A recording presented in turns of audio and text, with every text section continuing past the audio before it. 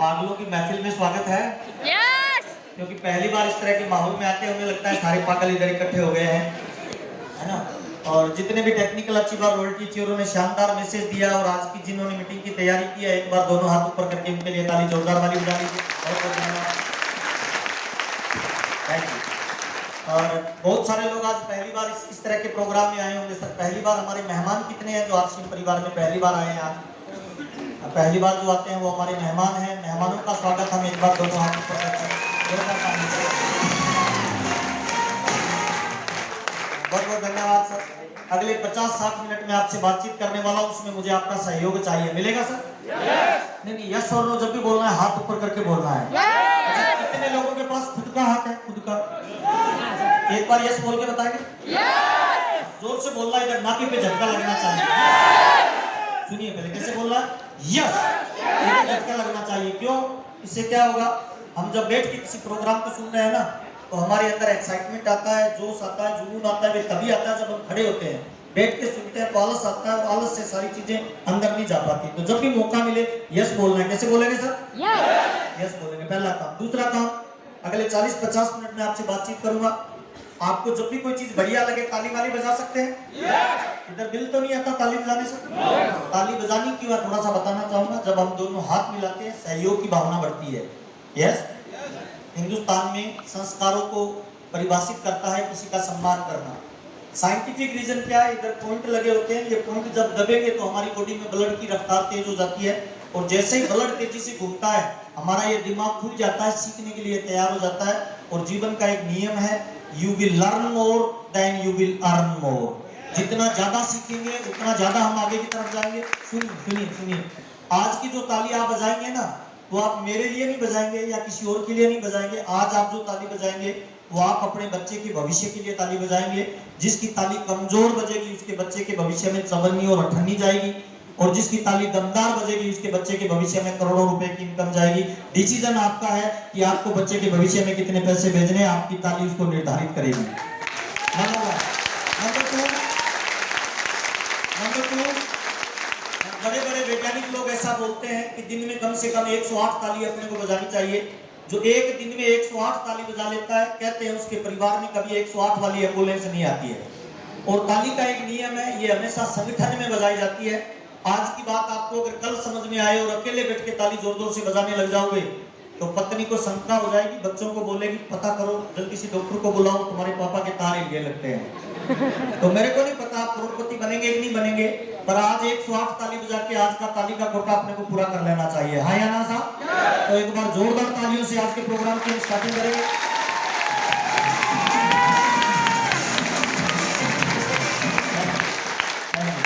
और ये म्यूजिक हम वहां बजवाते हैं जहां मुर्दा लोग होते हैं सर, उनको एक्साइटमेंट देना पड़ता है।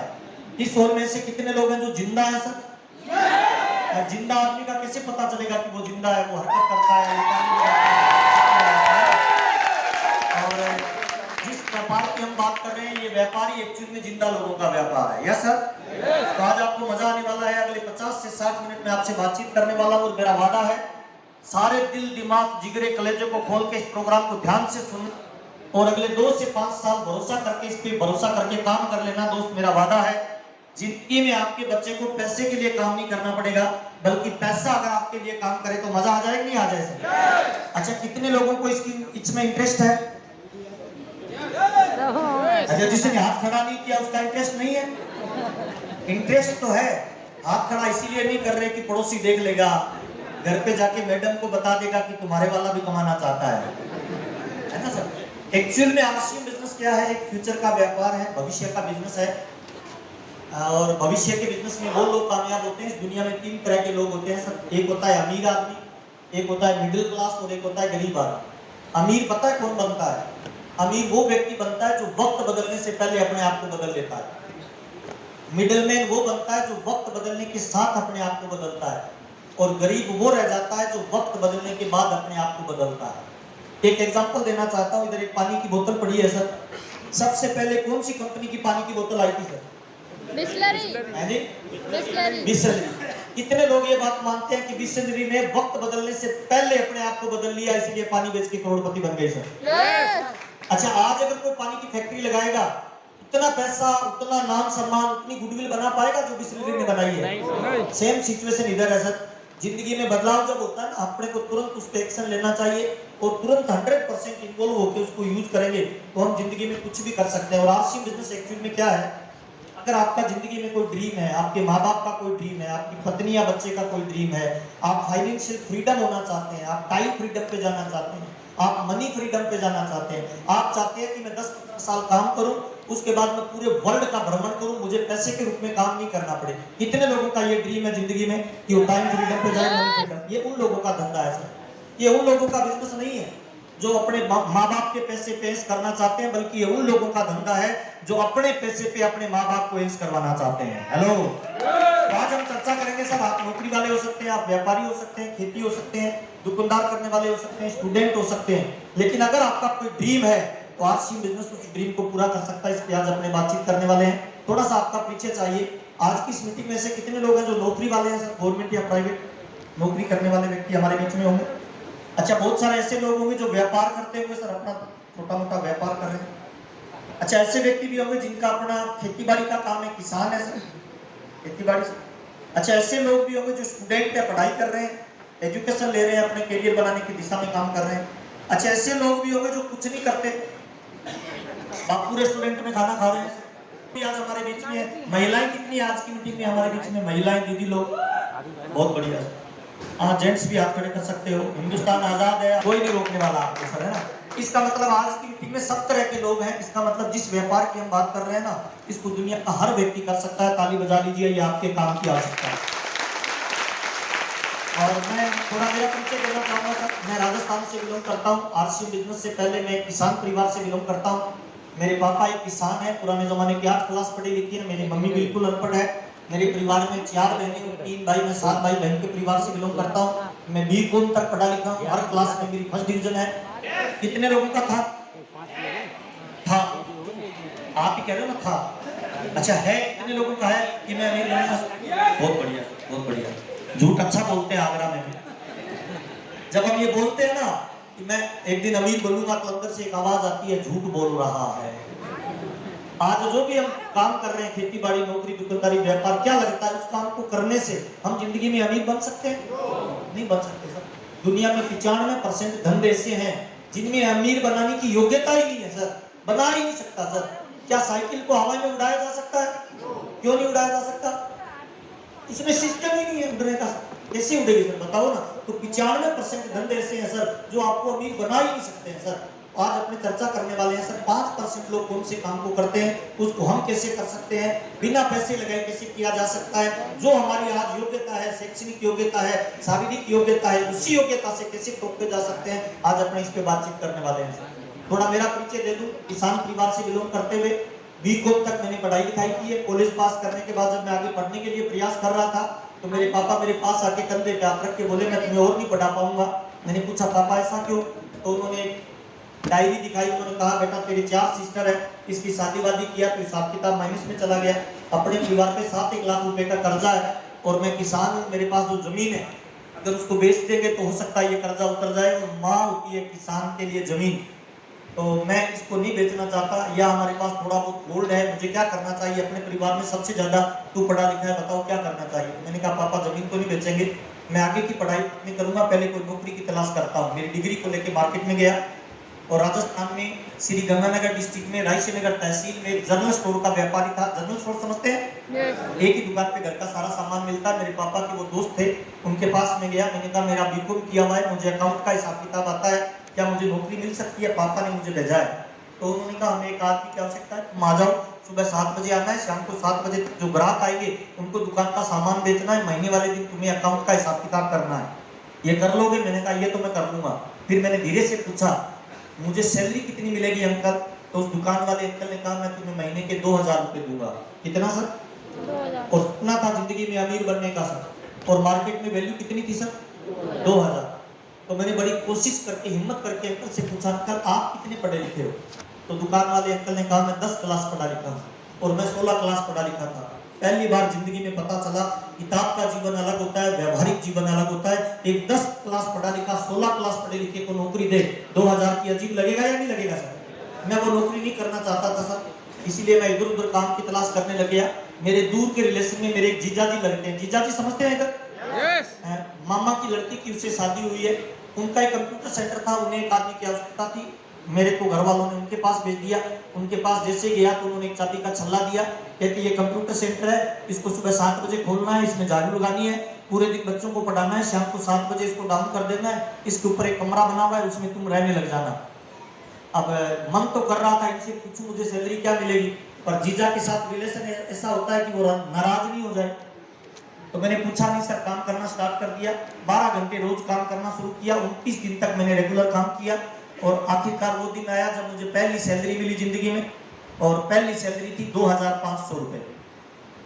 जब मुझे 2500 रुपए दिए गए, मैं उनके सामने तो कुछ नहीं बोला, लेकिन वो इनकम लेके चला गया। मैं रूम पे रात को अकेले बैठ के 4 घंटे रोया सर। मुझे नहीं पता सर आपका जीवन क्या है, आप उसे कैसे जीते हो, मैं मेरी जिंदगी के बारे में बताता हूँ सर। राजस्थान में जब भी कोई बच्चा पैदा होता है ना सर, तो माँ बाप उसे गोद में खिलाते हैं, उसका नाम रखते हैं, मेरा राजा, मेरा लाल, मेरा पीला, मेरा नीला। राजस्थान में बच्चों के बड़े बड़े नाम रखे जाते हैं सर, अजय, विजय, विश्वजीत, रणजीत। मैंने किसी भी बच्चे का नाम आज तक हार सिंह नहीं सुना, जीत सिंह होता है। और मेरा नाम घर वालों ने क्या रखा सर? महावीर। महावीर का मतलब होता है वीरों का भी वीर सर। और मैं आपको बताना चाहता हूँ सर, माँ बाप जब किसी बच्चे का नाम रखते हैं ना सर, तो केवल नाम नहीं रखते हैं सर, उसमें अपनी दिल की भावनाएं रखते हैं कि मैं जो नहीं कर पाया ये मेरा बच्चा करेगा। कभी चेक करना, जब आपको बाजार में जाते हो, भूख लगती है ना, मिठाई की दुकान पे जाते हो, तो रेट काजू कतली से पूछना शुरू करते हो, लेकिन लास्ट में मिर्ची बड़ा या पकौड़ा या समोसा खा के घर आ जाते हो, बाकी पैसे बचाते हो अपने बच्चों के लिए सर। और उसी बाजार में अगर आपका बच्चा साथ में होता है, बोलता है पापा भूख लग गई, तो आप मिर्ची बड़ा से रेट पता करना शुरू कर देते हो, कोशिश करते हो अपनी औकात और हैसियत से बढ़कर उसको काजू कतली खिलाई जाए, इस उम्मीद में कि ये बच्चा मेरा भविष्य है जो मेरे लिए कुछ करेगा। तो दुनिया के किसी भी कोने के माँ बाप हो सर, दुनिया के किसी भी कोने के माँ बाप हो सर, वो घटिया खाना खा लेंगे, घटिया कपड़ा पहन लेंगे, लेकिन कोशिश करेंगे कि अपने बच्चे को अच्छी से अच्छी एजुकेशन दे। कितने लोग मेरी बात से सहमत है सर? और वो ये उम्मीद भी करेंगे सर कि ये मेरा बच्चा मेरे बुढ़ापे का सहारा बने। लेकिन क्या हम बन पाते हैं सर? हेलो, क्या बनना चाहते हैं सर? कितने लोग बनना चाहते हैं सर? ताली जोरदार बजा लीजिए। ये उन्हीं लोगों का धंधा है सर, इस तरह का काम करना चाहते हैं। 2500 वाली नौकरी मैंने लगभग 1.5 साल तक की है सर। दिन में कई बार जीतता था, दिन में कई बार मरता था, 29 दिन बड़ा खुश रहता था, लेकिन जिस दिन सैलरी मिलती थी उस रात नींद नहीं आती थी सर। बार बार अपने आप से एक सवाल करता था कि मेरे माँ बाप को पता चलेगा कि तुम्हारा महावीर 2500 रुपए कमा रहा है, 16 साल की पढ़ाई करने के बाद, 12 घंटे की नौकरी करने के बाद, 30 दिन काम करने के बाद 2500 रुपए कमा रहा है, तो घर वाले क्या सोचेंगे सर? हमने किसी टाइगर को पैदा किया या किसी गधे को पैदा किया? ये बात जब दिमाग में आती थी ना, रोंगटे खड़े हो जाते थे सर। और नौकरी कोई भी हो सर, मैं बताना चाहता हूँ आपको, चाहे आप गवर्नमेंट नौकरी करते हो या प्राइवेट नौकरी करते हो, नौकरी अपने आप में बोलती है, भूखा मरने नहीं दूंगा, अमीर बनने नहीं दूंगा, दाल रोटी का जुगाड़ चलता रहेगा। हाँ या ना साहब? आप चेक कर लेना, नौकरी के अंदर आदमी अमीर नहीं बन सकता। क्या कभी आपने सुना कि किसी नौकरी वाले ने अपनी पत्नी को जन्मदिन पे या बर्थडे पे या एनिवर्सरी पे 300 करोड़ का जहाज गिफ्ट दिया हो सर? कभी सुना कि नौकरी वाले के बच्चे सर गर्मियों की छुट्टियों में विदेश घूमने गए हो, अमेरिका सर? नौकरी वाले के बच्चे कभी 5 स्टार होटलों में जाते हैं डिनर करने सर? नहीं सर। नौकरी का मतलब ही होता है सर कि आपकी तनख्वाह कोई दूसरा डिसाइड करेगा, आपका काम कोई दूसरा डिसाइड करेगा। और उसी नौकरी को करते हुए सर पहली बार मेरे को इस तरह के माहौल में जाने का मौका मिला। मुझे पहली बार आरसी बिजनेस के बारे में बताया, the golden day of my life. 13 जनवरी 2001 को मुझे आरसी का प्लान बताया। प्लान बताने वाला मेरा सगा बड़ा भाई था जो मेरे से कम पढ़े लिखे थे सर, 14 क्लास, और अपने से कम पढ़ा लिखा अपने को कोई बड़ी बात बताती है तो समझ में नहीं आता है। उन्होंने गोला बनाया, उसके नीचे 2 गोले बनाए, 2 के नीचे 2 गोले बनाए, और जब गोला गोले बना रहे थे तो मुझे लगा वो मेंबर बनाने वाला धंधा है। इस तरह के बिजनेस में मेरा कोई इंटरेस्ट नहीं था। और 15 मिनट के बाद में मैंने उनसे पूछा, भाई मेरे को क्या करना पड़ेगा? तो उन्होंने कहा आरसीएम नाम की एक कंपनी है, 1500 रुपए में तेरा फॉर्म भरना है। और मैं मना नहीं कर सकता था क्योंकि भाई से मुझे कई बार महीने में उधार लेना पड़ता था, और जिससे उधार लेना पड़ता है उसकी हर बात मानना भी पड़ता है। हाँ या ना साहब? और फिर मैंने दिमाग में कैलकुलेशन किया कि अगर 1500 रुपए में किसी से पीछा छूटे तो छुटा लेना चाहिए कि छुटाना चाहिए। 13 जनवरी 2001 को मैंने फॉर्म भरा। 1500 रुपए मेरे से लिए गए, 3 पैंट शर्ट का कपड़ा दिया गया। उस जमाने में किट आती थी, उसको मैंने उठाया, पलंग के नीचे डाल दिया, खोल के नहीं देखा। मैंने कहा चलो पीछा छूट गया, पर मुझे क्या पता पीछा छूटने वाला पीछे पड़ जाएगा सर। अगले दिन से उनके फोन आने लगे कि मीटिंग में आ जाओ। मेरा अपलाइन आ रहा है, उसको हाथ मिलाओगे तो करोड़पति बन जाओगे। और मैंने परमात्मा जैसी अपलाइन को 6 महीने तक गोली दी थी। गोली देना समझते हैं? झूठ बोलना, बहाना बना लेना। आज मेरी तबीयत खराब है, आज मेरा मोटरसाइकिल पंचर हो गया, आज मेरे घर पे मेहमान आ गए। आज आपने भी बहुत सारे लोगों को इनवाइट किया होगा सर मीटिंग में, और बहुत सारे लोगों ने आपको भी गोली दी होगी सर। लेकिन मैं स्ट्रॉन्ग बिलीव करता हूं सर, इस दुनिया में अगर कोई पत्ता भी हिलता है ना भाई, उस मालिक की मर्जी के बगैर नहीं हिलता, वो चाहता है तभी हिलता है। जो लोग मीटिंग में नहीं आए हैं, परमात्मा उनको लाना नहीं चाहता था, और जो लोग मीटिंग में आ गए हैं, ताली जोरदार बजा लीजिए, मालिक आपके जीवन में बदलाव करता है। और मैं सर आश्रम बिल्कुल नहीं करना चाहता था, लेकिन शायद परमात्मा चाहता था मेरा कैरियर आश्रम में बने। 6 महीने तक किसी मीटिंग में नहीं गया। एक मीटिंग में गया था, गेट पे जैसे ही घुसने लगा, इधर चालान कटता है सर, आज भी कटा है। कितने रुपए का सर? 150। और जब पहली बार किसी के 150 रुपए लगते हैं ना सर, उसको लगता है ओए होए मेरे को तो लूट लिए। मेरे जमाने में 20 रुपए का कटता था सर, मैं उस 20 रुपए की टिकट को देके वापस चला गया। मैंने कहा ये तो लूट रहे हैं। लेकिन उस 20 रुपए की वजह से मेरे जो बड़े भाई थे ना, उन्होंने 20 रुपए का टिकट कटाया, हॉल के अंदर चले गए। मात्र उस 20 रुपए की वजह से आज वो मेरे से हर महीने 17 लाख रुपए ज्यादा कमाते हैं, मात्र 20 रुपए की वजह से। आज आपने जो टिकट लिया ना सर, ये साधारण टिकट नहीं है सर। अमिताभ बच्चन की फिल्म की टिकट लेके देखना पूरी जिंदगी, सलमान खान की फिल्म देखना पूरी जिंदगी, लेकिन सलमान खान बनोगे कि नहीं बनोगे मुझे नहीं पता। पर आरसीएम की मीटिंग के अगले 2 से 5 साल खुद के पैसे की टिकट लेके प्रोग्राम देखना। 5 साल के बाद आप स्टेज के ऊपर होंगे, पूरा हिंदुस्तान अगर आपकी टिकट लेके प्रोग्राम देखे, मजा आ रहा है नहीं आ रहा? और बहुत सारे लोग ऐसे भी होंगे सर, मुझे माफ करना, जिनकी टिकट भी किसी पड़ोसी ने ली होगी, गेट पे आके बोला होगा मैं तो पैसे लाया ही नहीं, तू ले ले। मुझे माफ करना सर, अगर आपकी टिकट का पैसा आपने नहीं दिया है ना सर, तो कामयाबी आपको मिलने वाली नहीं है सर। मैंने एक बुक में पढ़ा था, there is no free lunch in life. इस दुनिया में हर कामयाबी कीमत मांगती है सर। अगर आपका पैसा आपने नहीं दिया, पड़ोसी ने दिया है, तो करोड़पति पड़ोसी बनने वाला है सर। इस मीटिंग को ध्यान से सुनना, और हॉल खाली करने से पहले अपनी टिकट के पैसे पड़ोसी की पॉकेट में डाल देना। मेरा वादा है अगले करोड़पति का नंबर आपका आ सकता है। 6 महीने तक कोई काम नहीं किया सर। 13 जनवरी 2001 की मेरी ज्वाइनिंग है सर। 6 जून 2001 को मेरे बड़े भाई मेरे से मिलने के लिए आए बीकानेर में। जून के महीने में कोट पैंट पहन रखा था। मैंने कहा यार शादी भी नहीं है किसी रिश्तेदारी में, वो कोट पैंट पहन रखा है। मेरे पास आए, मुझे आके मिठाई का डिब्बा दिया, और मिठाई के लाके बोले महावीर देख आजकल मेरे पास में ये मिलता है। उस जमाने में कोरियर से चेक आते थे। मैंने लिफाफा खोल के देखा, बड़े भाई के नाम से उसमें चेक था 42,000 रुपए का। अब अपने सगे भाई को 42,000 रुपए की इनकम आई, बहुत अच्छी बात है सर। हाँ अच्छी बात तो है, लेकिन थोड़ी सी आग लग जाती है सर। रात को नींद नहीं आई सर। 6 जून 2001 पूरी रात ये सोचता रहा कि मेरे से कम पढ़ा लिखा बंदा 1500 का कपड़ा पहन के 6 महीने में 42,000 ले सकता है, अपने ले सकते हैं नहीं ले सकते हैं सर? अगर दिमाग में आया कि वो 42 ले सकता है, तो मैं उससे ज्यादा पढ़ा लिखा हूं, मैं 50 ले सकता हूं।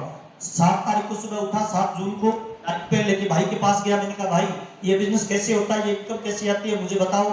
उसने फिर वही गोला बनाया, उसके नीचे 2 लट्टू बनाए, कहते ये तुम हो, तुमने 2 को ज्वाइन कराना है, 2 को कराएंगे, ऐसे नेटवर्क बनेगा, सेल होगी, 32% कमीशन मिलेगा, 8% रॉयल्टी, 5% टेक्निकल, टोटल 45% पैसा वापस मिलेगा। 100 करोड़ की आबादी है, 100 करोड़ लोग कपड़ा पहनते हैं, और 100 करोड़ लोग पैसा कमाना चाहते हैं, शुरू हो जाओ। 7 जून 2001 से आरसीएम करना शुरू किया। कोई नॉलेज नहीं था नेटवर्क मार्केटिंग का, कंपनी का भी पूरा नॉलेज नहीं था। लोगों के पास जाके ये बोलता था कि 1500 रुपए में आरसीएम की भिलवाड़ा की कंपनी है, कपड़ा देती है, 3 पैंट सेट कपड़ा खरीद लो और 6 महीने बाद 42,000 आएंगे। तो जिस गांव में रहता हूं, उस गांव में लोगों ने मेरा नाम आरसीएम रख दिया सर। जिस गली से जाता था लोग मेरी मजाक करते थे सर। शुरुआत के 3 महीने मैंने 100 लोगों को प्लान बताया, लेकिन 93 लोगों ने मना किया सर। जब शुरुआत बिजनेस की मैंने किया तो बड़े भाई को पैसा आ रहा था, तो मेरी मैडम भी मुझे बोलती थी सर आप भी करो ना, आपको भी आएगा। तो मैं रोजाना शाम को आता, तो मैडम आती पूछती आज कोई ज्वाइन हुआ? मैं बोलता नहीं आज तो नहीं हुआ, कल होगा। 5-6 दिन तो लगातार उसने पूछा, फिर रोजाना का नियम बन गया। जब मैं आता घर पे, उसकी नजर मेरी नजरों से मिलती, मेरे को पूछती, मैं ऐसे कर देता, वो चली जाती चाय क्यों बना। यही है सर। 3 महीने तक एक भी ज्वाइनिंग नहीं हुई। तीसरे महीने की 1 तारीख को सुबह सुबह मैडम उठ के मेरे को चाय पिला के मुस्कुराते बोलती है सर जी मेरी समझ में आ गया, आरसीएम में मेरा फॉर्म भर दो। मैंने कहा मैडम मैंने तुझे बताया ही नहीं। उसने कहा दिन में 20 लोगों को आरसीएम का प्लान बताते हो, रात में नींद में मेरे को 40 बार बताते हो, मेरी समझ में आ गया, मेरा फॉर्म भर दो। मेरा मेरा मैसेज क्या है सर, जिंदगी के किसी भी फील्ड में अगर नंबर 1 पे जाना चाहते हो ना, उस फील्ड का नशा आप पे चढ़ना चाहिए, उसका जुनून पैदा होना चाहिए, उसकी आग आप में लगनी चाहिए। और आरसीएम के डिस्ट्रीब्यूटर को जब सपने में आरसीएम का सपना आने लग जाए तो मान लेना स्टार रूबी की पिन आपके लिए तैयार हो रही है। आजकल मैं पूछता हूँ मैडम को, आजकल मैं पूछता हूँ क्या तेरे को वास्तव में समझ में आ गया? उसने कहा उस समय आरसीएम समझ में नहीं आया था, मुझे लगा मेरा पति रोज प्रयास कर रहा है, कोई ज्वाइन नहीं कर रहा है, अगर एक भी ज्वाइन नहीं हुआ, तीसरा महीना हो गया तो कहीं मेंटल नहीं हो जाए, इसीलिए फार्म भरा। पहला फार्म पत्नी का था, दूसरा साला का था, फिर मामा का था, ऐसे करके 7 ज्वाइनिंग हुई। 3 महीने बाद, 3 महीने में 2000 का पेट्रोल जल चुका था, लोगों ने नाम महावीर से आरसीएम रख दिया था, और तीसरे महीने की पहली इनकम आई आरसीएम में 242 रुपए की सर। तो मैंने कहा यार अपने बस की बात नहीं, अपने से आरसीएम नहीं चलेगा। मैं चौथे महीने किसी के पास नहीं गया, मेरी 2500 वाली नौकरी करने लग गया, लेकिन चौथे महीने फिर चेक आया आरसीएम का 744 का। मैं बड़े भाई के पास गया, मैंने कहा ये लफड़ा क्या है आरसीएम का? कहते क्या हुआ? मैंने कहा 3 महीने काम किया, 100 लोगों को प्लान बताया, 2000 का खर्चा किया, 7 लोगों को ज्वाइन कराया, 242 आए, चौथे महीने किसी को नहीं बताया 744 कहां से आए।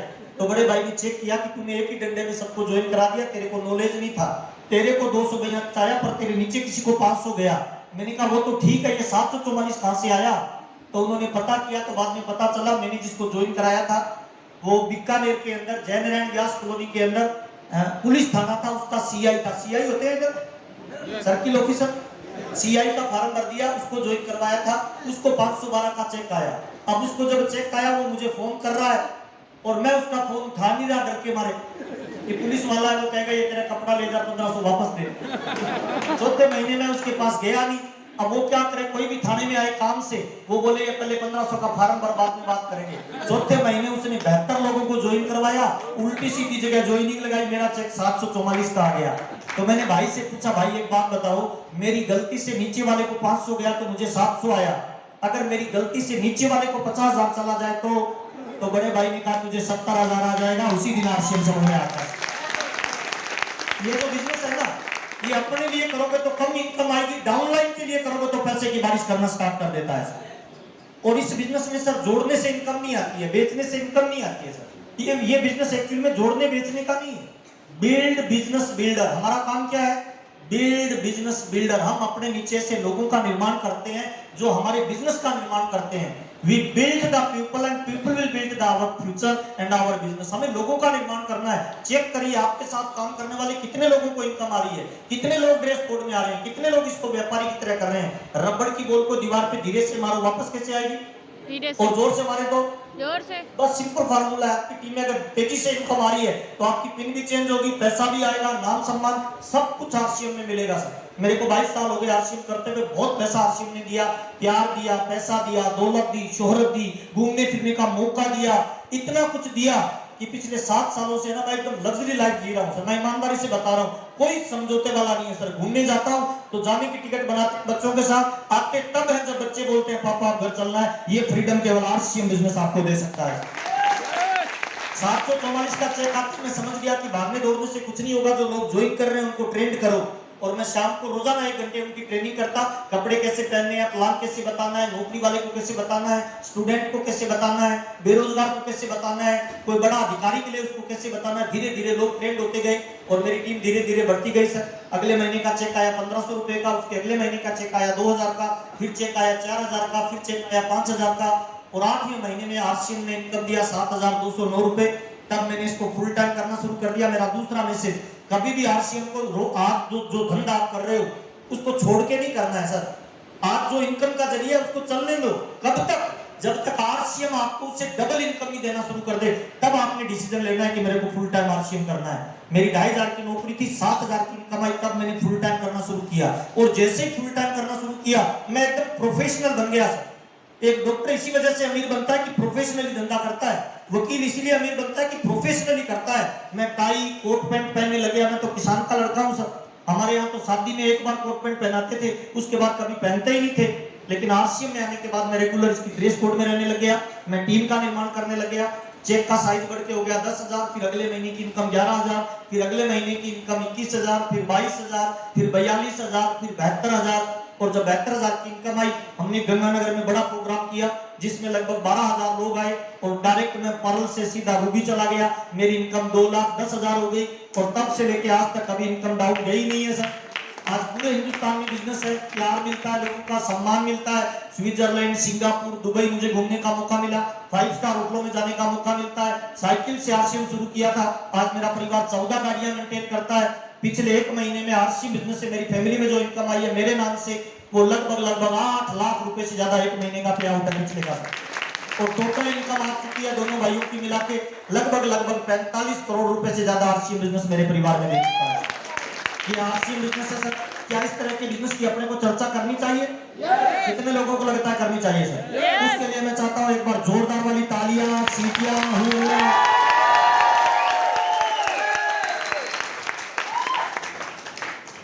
और ये कैसे होगा, कैसे चलेगा, आने वाला इसका भविष्य क्या होगा, कौन कामयाब हो सकता है, किस क्वालिटी का व्यक्ति इस बिजनेस में टॉप लेवल पे जा सकता है, इन सारे विषयों पे अपने चर्चा करें।